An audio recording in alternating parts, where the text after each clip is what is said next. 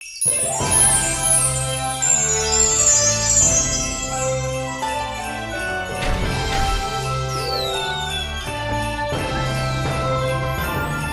ఉదయకాల సమయంలో క్రిస్మస్ ఆరాధనలకు చేరి వచ్చిన మీ అందరికీ మరొకసారి నా హృదయపూర్వక వందనాలు తెలియజేస్తూ ఉంటున్నాను.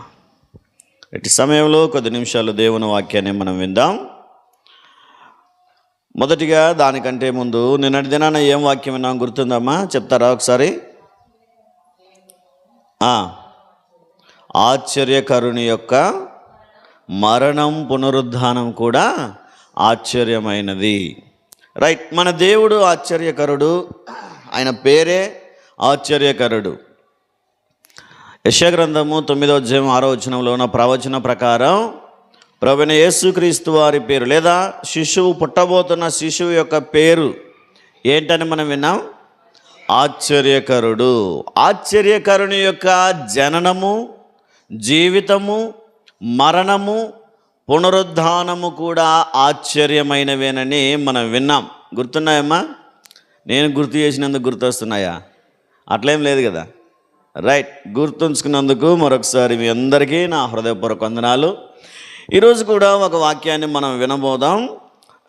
ఆశ్చర్యకరుడు అయిన దేవుడే ఆశ్చర్యపడిన సంగతులు మనం ఈరోజు ఆలోచన చేసే ప్రయత్నం చేద్దాం. ఆయనే ఆశ్చర్యకరుడు, ఆయనే గొప్ప కార్యములు చేసేటువంటి దేవుడు, ఆయనే ఎన్నో అద్భుతాలను ఆశ్చర్య రీతిగా నమ్మలేని విధముగా చేసేటువంటి దేవుడు.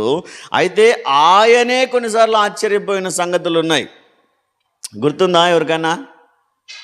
యేసుక్రీస్తు వారు ఆశ్చర్యపోయిన సందర్భాలు గుర్తున్నాయా? ఎవరికి జ్ఞాపకం లేదు కదా. రైట్, మనం వినే ప్రయత్నం చేద్దాం. అయితే యేసుక్రీస్తు వారి జననము, జీవితము, మరణ పునరుద్ధానములు ఏ విధముగా ఆశ్చర్యమైనవో యేసుక్రీస్తు వారి బోధ కూడా ఆశ్చర్యమైనదే. యేసుక్రీస్తు వారి క్రియలు, యేసుక్రీస్తు వారు చేసే స్వస్థతలు అన్నీ ఆశ్చర్యమేనని దేవుని వాక్యంలో మనం చూస్తాం. బైబిల్ గ్రంథం అంతా చదివినా ఆయన జీవితమే ఒక ఆశ్చర్యమైన సంఘటనని దేవుని వాక్యం తెలియజేస్తుంది. యేసుక్రీస్తు వారు ఒకసారి దెకపోలి అనే ప్రాంతంలో సువార్త చేస్తున్నాడు. ఎక్కడ? దెకపోలి అనే ప్రాంతం, గలిలయ సముద్ర తీరాన ఆ ప్రాంతాలలో సువార్త పరిచర్య చేస్తూ ఉన్నప్పుడు యేసుక్రీస్తు వారి దగ్గరికి ఒక వ్యక్తిని తీసుకొని వచ్చారు బాగు చేయమని. ప్రవ్వా, ఒకసారి ఈయన జ్ఞాపకం చేసుకో ప్రవ్వా, వీడు చిన్న వయసులో నుంచే చెవిటివాడు. ఎట్లాంటి వాడు?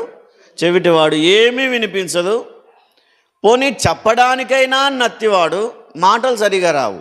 చిన్న వయసులో నుంచే నత్తివాడు, చెవిటివాడు. కొంచెం నీవేమైనా దయదలిస్తే యవన కాలంలో ఉన్నాడు తండ్రి, ఈ కుమారుడిని కొంచెం ఒకసారి జ్ఞాపకం చేసుకొని ఆయన దగ్గర తీసుకొస్తే ఆయన వాడి 2 చెవులు ముట్టుకొని ఎఫ్ఫాతా అన్నాడంట. ఎఫ్ఫాతా అంటే హిబ్రూ భాషలో, గ్రీకు భాషలో తెరవబడుట అని. అందుకే వాడి చెవులు, వాడి నోరు తెరవబడుమని దేవుడు ప్రార్థన చేసిన వెంటనే వాడు వినగలుగుతున్నాడు, మాటలాడగలుగుతున్నాడు అని చెప్పి మనం ఒకసారి చూడవచ్చు. చూడండి, మార్కు సువార్త 7వ అధ్యాయము 34 నుంచి కొన్ని వచనాలు చదువుదాం. ఆకాశము వైపు కన్నులెత్తి నిట్టూర్పు విడిచి ఎఫ్ఫాతా అని వారితో చెప్పెను. ఆ మాటకు తెరవబడుమని అర్థము. అంతటా వారు వాని చెవులు తెరవబడెను, వాని నాలుక నరము సడలి వాడు తేటగా మాట్లాడుచుండెను. హల్లెలూయా, హల్లెలూయా. ఆయన దగ్గరకు వచ్చిన వాడు ఎవడు బాగుపడకుండా పోయిన సందర్భాలు లేదు. గుర్తున్నాయా ఎవరికైనా? ఎక్కడైనా బైబిల్లో యేసుక్రీస్తు వారి దగ్గరకు వచ్చి బాగుపడకుండా పోయిన వ్యక్తులు, బాగుపడకుండా వెళ్ళాడంటే అది వాడి మూర్ఖత్వమో వాడి అహంకారం అవుతుంది తప్ప యేసుక్రీస్తు వారి దగ్గరకు వచ్చి బాగుపడకుండా వెళ్ళిన వ్యక్తులు ఎవడు లేడు. ఒక్కడు వెళ్ళిపోయాడు, ముఖం చిన్న పుచ్చుకొని వెళ్ళిపోయాడు అంటాడు. గుర్తున్నాడా? ప్రవ్వా, నిత్య జీవానికి వారసుని కావాలంటే ఏం చేయమంటావంటే పలాంది చేయాలని చెప్పాడు. వాడేమో నా చేత కాదని వెళ్ళిపోయాడు. ధనవంతుడైన యవనస్తుడు, మరొక చోట అధికారి అయిన యవనస్తుడు అని ఉంది. యవనస్తుడు, అధికారం కలిగిన వాడు, పైగా ధనం కలిగిన వాడు. ఇంకా ధనవంతుడయ్యుండి ఉద్యోగం ఉండి మంచి వయసున్నోడు ఇంకా మాట వింటాడా దేవునికి?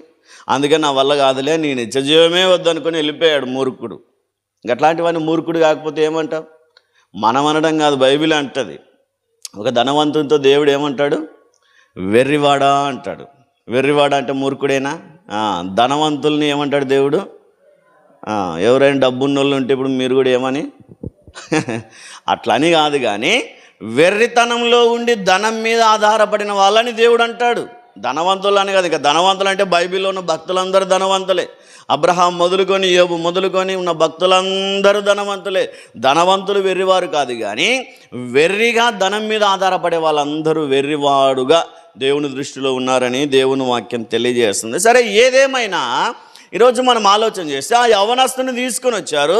చెవులు వినపడట్లేదు, సరిగా మాటలు మాట్లాడట్లేదు, కానీ ఒక్కసారి యేసుక్రీస్తు వారు ముట్టి వాడిని బాగు చేసిన వెంటనే, ప్రార్థన చేసిన వెంటనే వాని నరము సడిలి ఏం చేశాడంట? చక్కగా మాటలాడసాగాను. వెంటనే చుట్టూన్న ప్రజలందే ఏమనుకున్నారు? 37వ వచనం చదవండి ఒకసారి. ఈయన సమస్తమును బాగుగా చేసి ఉన్నాడు. హల్లెలూయా, హల్లెలూయా, హల్లెలూయా. దేవుడు సమస్తమును ఏం చేశాడంట? బాగు చేసి ఉన్నాడు. మాట్లాడలేనివాడు మాట్లాడగలుగుతున్నాడు, వినలేనివాడు వినగలుగుతున్నాడు, చూడలేనివాడు చూడగలుగుతున్నాడు. దయ్యాల చేత, అపవిత్రాత్మ శక్తుల చేత బంధించబడిన వారు విడుదల పొందుచున్నారు.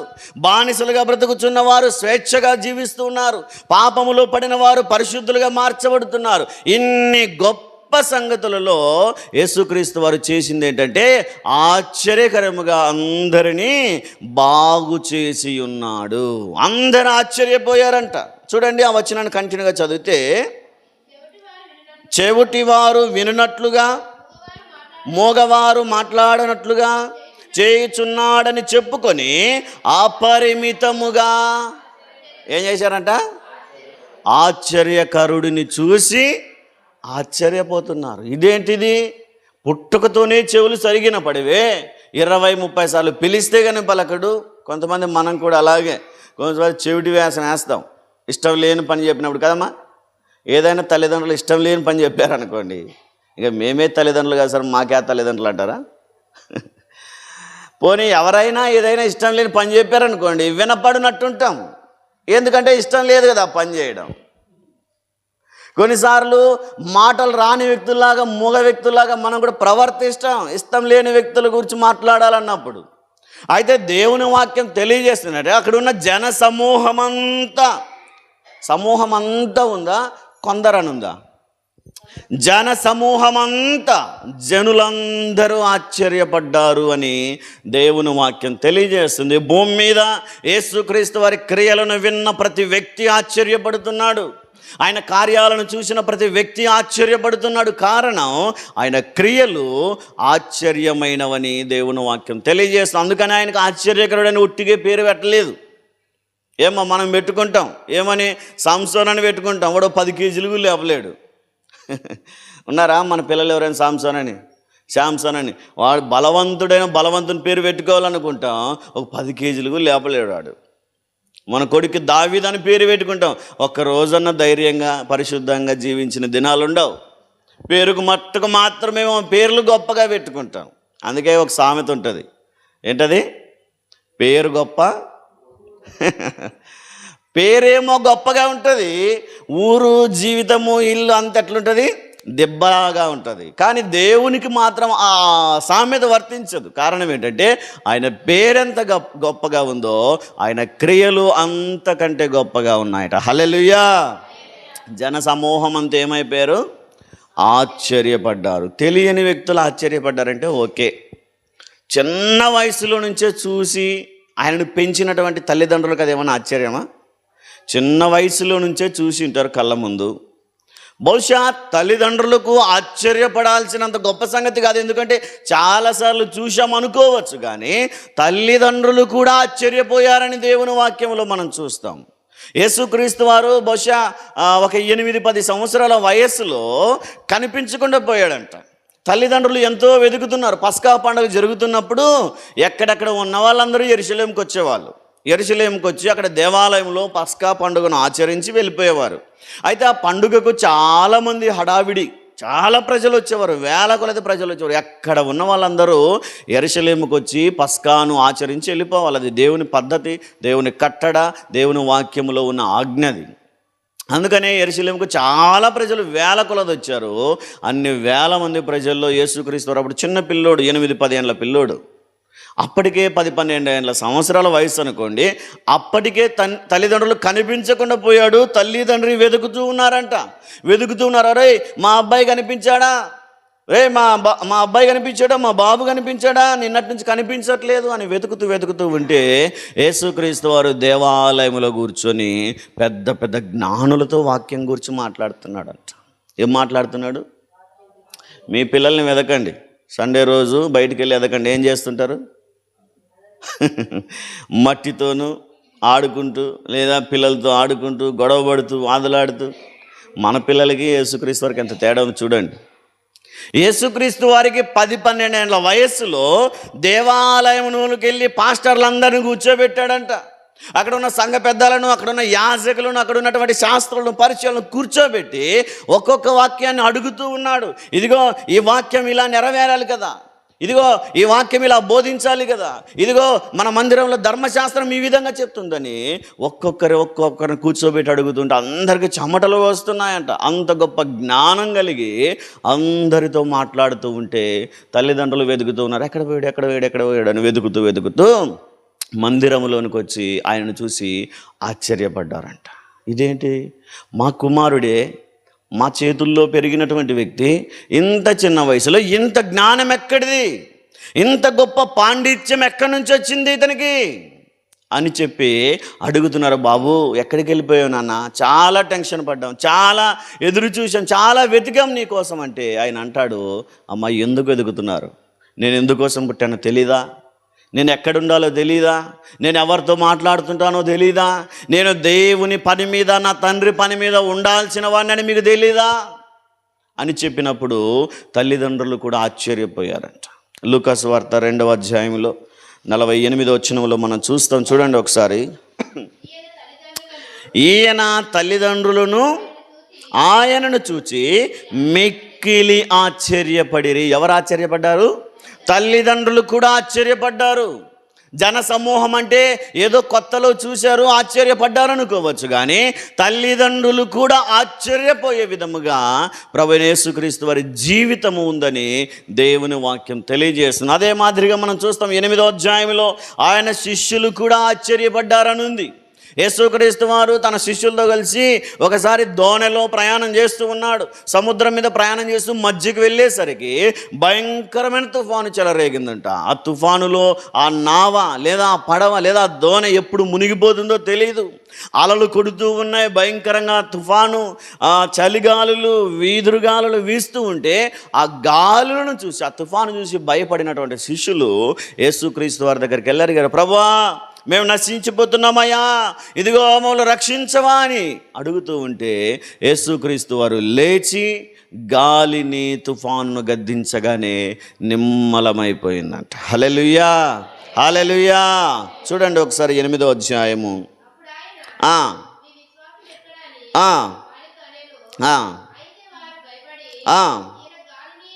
ఈయన గాలిని ఆజ్ఞాపింపగా లోబడుచున్నవే ఈయన ఎవరో అని ఒకనితోనొకడు చెప్పుకొని ఆశ్చర్యపడిరి. ఎవరు ఆశ్చర్యపడ్డారు? మొదట ఎవరు ఆశ్చర్యపడ్డారంట? ఎవరు?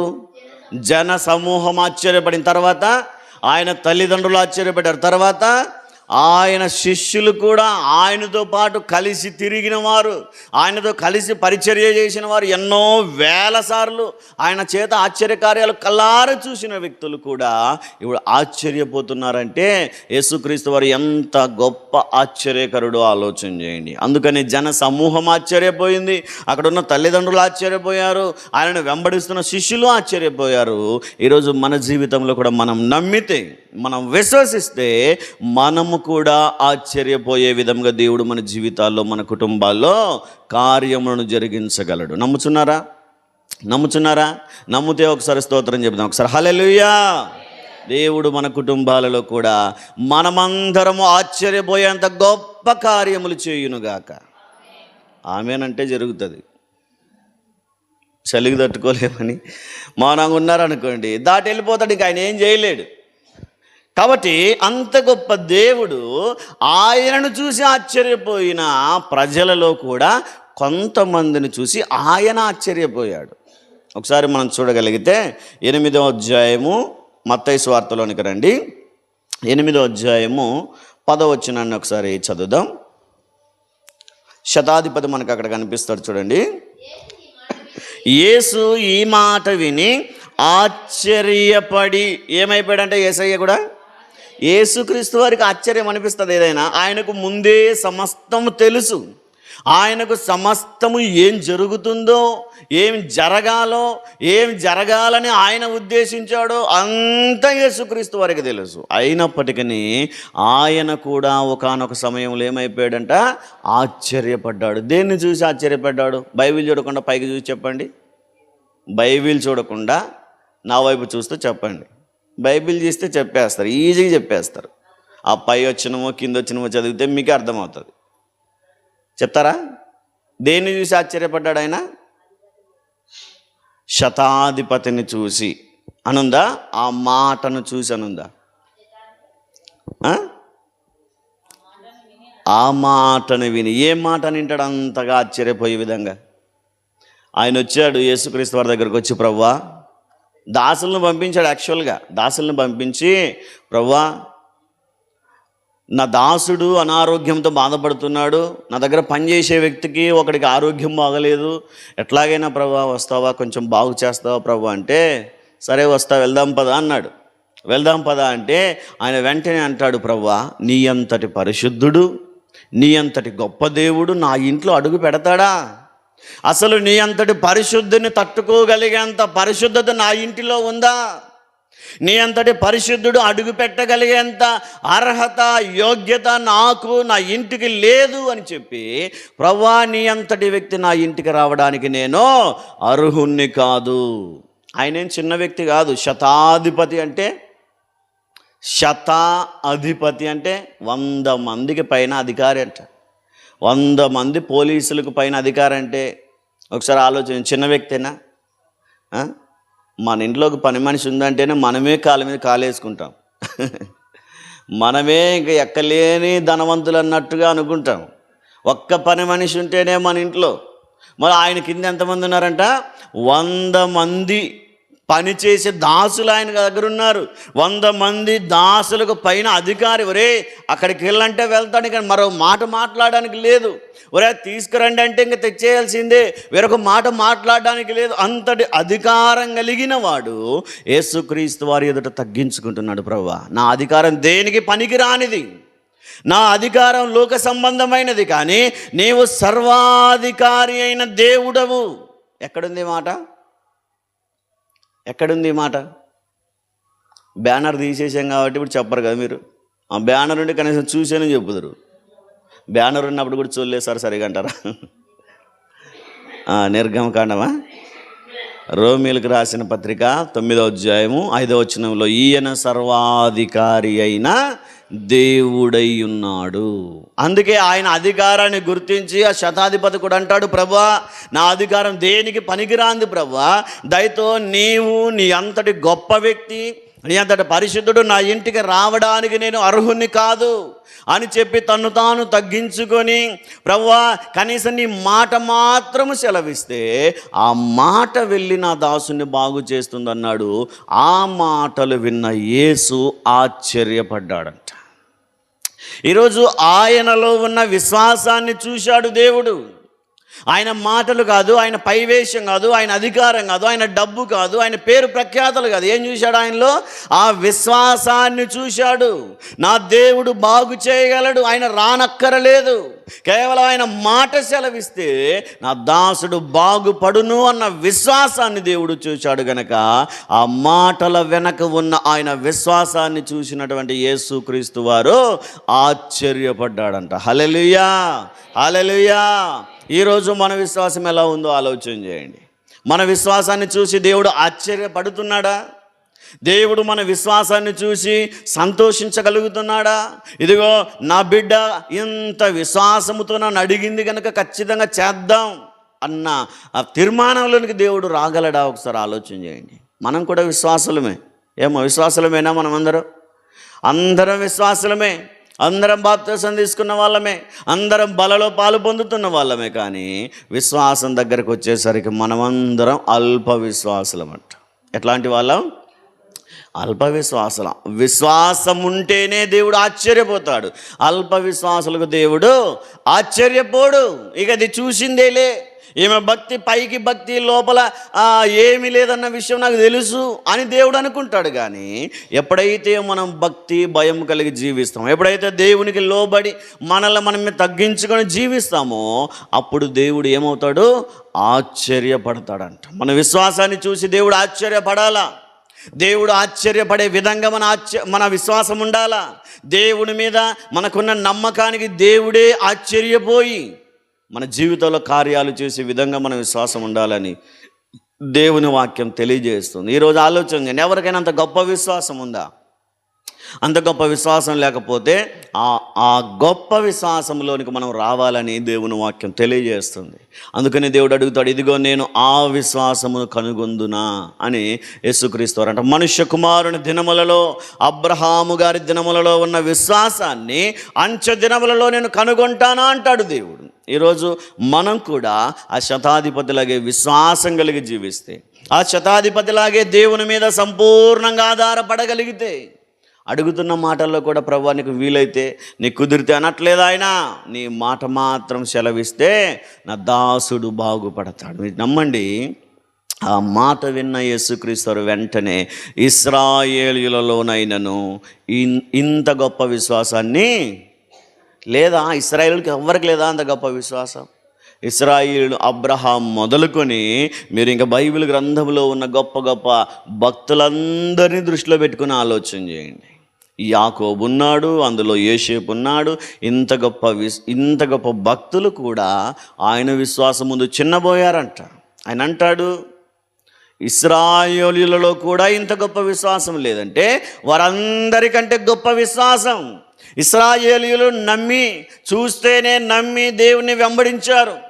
చూడక నమ్మి వెంబడించిన వారి కంటే కూడా చూడక నమ్మితేనే దేవుడు ఇష్టపడతాడని దేవుని వాక్యం తెలియజేస్తుంది. కాబట్టి చూసి నమ్మే కంటే చూడక ఆయన మీద విశ్వాసం ఉంచితే మన విశ్వాసమే మనకు ఆశ్చర్యకార్యాలను చేసి పెడుతుంది. కాబట్టి ఈరోజు మనం కూడా ఆ శతాధిపతిలాగే మనం కూడా విశ్వాసం ఉంచాలని దేవుని వాక్యం తెలియజేస్తుంది. మార్కు సువార్తలో మరొక విషయాన్ని మనం చూడగలుగుతాం. చూడండి, 6వ అధ్యాయము ఒకసారి 5వ వచనాన్ని చదవండి. ఇదొక రకమైన విశ్వాసం. అందువలన కొద్దిమంది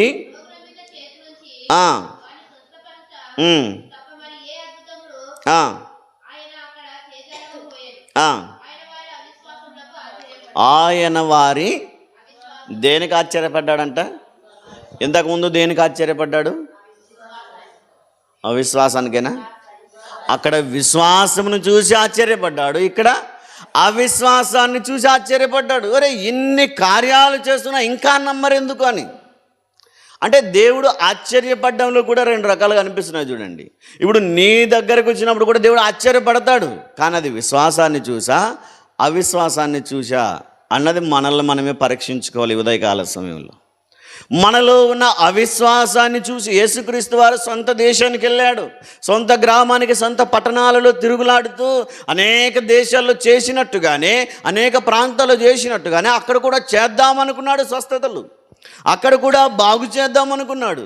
వారిని కూడా బాగు చేసి, వారిలో ఉన్న రోగులను బాగు చేసి, వారిలో ఉన్న దయ్యాలను విడిపించి నా దేశాన్ని, నా ప్రాంతాన్ని, నా గ్రామాన్ని కూడా బాగు చేద్దామనుకున్నాడంట. కానీ అక్కడ ఉన్న వాళ్ళు ఏమనుకున్నారంటే, ఒరే ఈయన మరియమ్మ కొడుకు కాదా, మనకి తెలీదా?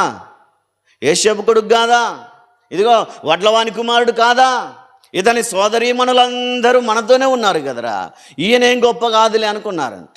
అందుకే వారి అవిశ్వాసమును చూసి ఆశ్చర్యపడ్డారు. వారి దృష్టిలో ఇంకా వడ్లవాని కుమారుడుగానే చూస్తున్నారు యేసయ్యను, ఇంకా మరియా యేసేపుల కుమారునిగానే చూస్తున్నారు. కానీ పరిశుద్ధాత్మతో ఆయన నింపబడిన వాడిగా ఆయన చూడట్లేదు, లేదా దేవుని కుమారుడిగా ఆయనను అంగీకరించట్లేదు కనుక వారి అవిశ్వాసమును చూసి ఆయన ఏమైపోయాడంట?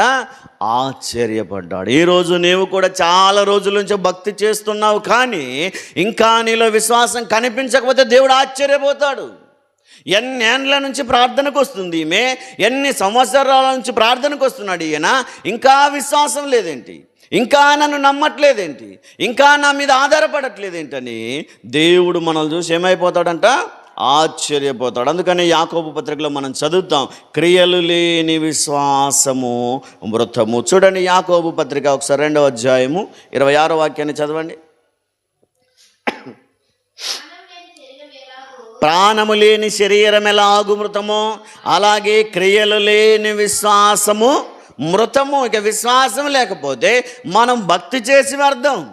దేవుని మీద ఆధారపడకపోతే, దేవుని మీద విశ్వాసం ఉంచకపోతే, మనం భక్తి చేసినా, ప్రార్థన చేసినా, పాటలు పాడినా, కానుకలు ఇచ్చినా సమస్తం వ్యర్థమేనని దేవుని వాక్యం తెలియజేస్తుంది. కాబట్టి వాటన్నిటికంటే ముందు నువ్వు విశ్వాసం ఉంచాలి. దేవుని మీద విశ్వాసం ఉంచితేనే నీ క్రియలు సజీవమైనవని దేవుని వాక్యం తెలియజేస్తుంది. కాబట్టి ఈరోజు దేవుడు కూడా, ఆశ్చర్యకరుడైన యేసుక్రీస్తు వారు కూడా ఆశ్చర్యపోయేంత విశ్వాసం ఉందా, ఆశ్చర్యపోయేంత అవిశ్వాసం ఉందో ఒకసారి ఆలోచన చేయండి. పేరుకు మట్టుకు మాత్రమే విశ్వాసులం, అంతేనా? విశ్వాసం మాత్రం ఉండదు మనలో. అదేదో అంటారు కదా, నేతి బీరకాయలో నెయ్యి ఉండదని.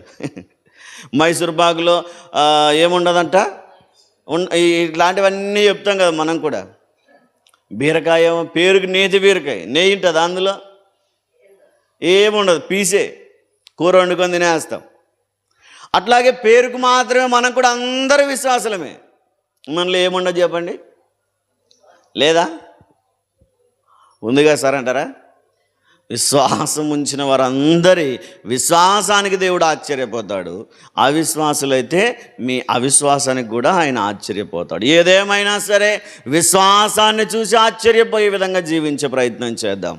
దేవుడు మన వైపు చూసినప్పుడు తన సొంత జనులను చూసి, అవిశ్వాసాన్ని చూసి, వారి యొక్క అహంకారాన్ని చూసి ఆశ్చర్యపోయినట్టుగా కాకుండా ఆ శతాధిపతి యొక్క విశ్వాసాన్ని చూసి, ఆ శతాధిపతి యొక్క అంగీకారాన్ని చూసి, ఆ శతాధిపతి యొక్క తగ్గింపును చూసి ఆశ్చర్యపోయినట్టుగా ఈరోజు మనం కూడా మన తగ్గింపును చూపిద్దాం. దేవుని దగ్గర మన విశ్వాసాన్ని చూపిద్దాం, మన ప్రేమను చూపిద్దాం, మన క్షమాపణ గుణాన్ని చూపిద్దాం, మన సమాధానాన్ని దేవుని దగ్గర చూపించి, ఇదిగో నా బిడ్డలు ఎంత గొప్ప విశ్వాసంతో జీవిస్తున్నారని దేవుడు కూడా ఆశ్చర్యపోయే విధముగా జీవించే ప్రయత్నం చేద్దాం. దేవుడు అటువంటి కృప మనందరికీ అనుగ్రహించునుగాక. ఆమేన్. ప్రార్థన చేసుకుందాం. కళ్ళు మూసుకునండి. మహాపరిశుద్ధుడైన మా గొప్ప తండ్రి, మీ ఉన్నతమైన శ్రేష్టమైన పాదాలకు స్తోత్రాలు ప్రభువా. ఈ ఉదయకాల సమయంలో మరొక మారు మా అందరితో మాట్లాడినందుకు మీకే స్తోత్రాలు చెల్లిస్తుంటున్నాము రాజా. తండ్రి, ఉదయకాల సమయంలో నిజముగా ఆశ్చర్యకరుడైన నీవే ఆశ్చర్యపోయిన సంగతులను మా ద్వారా మాట్లాడినందుకు, మాతో మాట్లాడినందుకు స్తోత్రాలు ప్రభువా. నిజముగా జన సమూహం ఆశ్చర్యపోయారు, తల్లిదండ్రులైన వారు కూడా ఆశ్చర్యపోయారు, శిష్యులైన వారు కూడా ఆశ్చర్యపోయారు, తండ్రి అధిపతులు, అధికారులు కూడా ఆశ్చర్యపోయినట్టుగా బైబిల్ లేఖనాల్లో మేము చూస్తూ ఉన్నాం. అయితే అంత గొప్ప ఆశ్చర్యకరుడైన నిన్నే ఆశ్చర్యపరిచిన శతాధిపతి వంటి విశ్వాసం మాలో కలిగించండి. ఆ శతాధిపతి వంటి తగ్గింపు, ఆ శతాధిపతి వంటి విశ్వాసము, ఆ శతాధిపతి వంటి నమ్మకము మాలో కూడా పుట్టించమని ప్రార్థిస్తుంటున్నాం నైనా. తండ్రి, స్వజనులు మోసపోయినట్టుగా మేము కూడా అల్ప విశ్వాసములుగాను అవిశ్వాసులముగాను మోసపోకుండా ఆ శతాధిపతి వలె మా విశ్వాసము ద్వారా, మా ప్రార్థన ద్వారా, మా భక్తి ద్వారా, మా భయము ద్వారా అని మీకు లోబడి జీవిస్తూ మిమ్మల్ని ఆశ్చర్యపరిచే విధముగా ఆత్మీయముగా మేము వర్ధిల్లడానికి కృప చూపించమని ప్రార్థిస్తుంటున్నాం. ఈ వాక్యాన్ని విన్న వారందరి హృదయాలలో ఆశ్చర్యమైన సంగతులను జరిగించి వారి కుటుంబాలలో సమాధానములు నింపుమని ప్రార్థిస్తూ ఈ ఉదయకాల సమయంలోని మెండైన దీవెనలో ఆ కుటుంబాలన్నిటిపై కుమ్మరించమని యేసుక్రీస్తు వారి నామములో వినయముతో అడిగి వేడుకొని పొందుకొనింటున్నాము తండ్రి. ఆమేన్.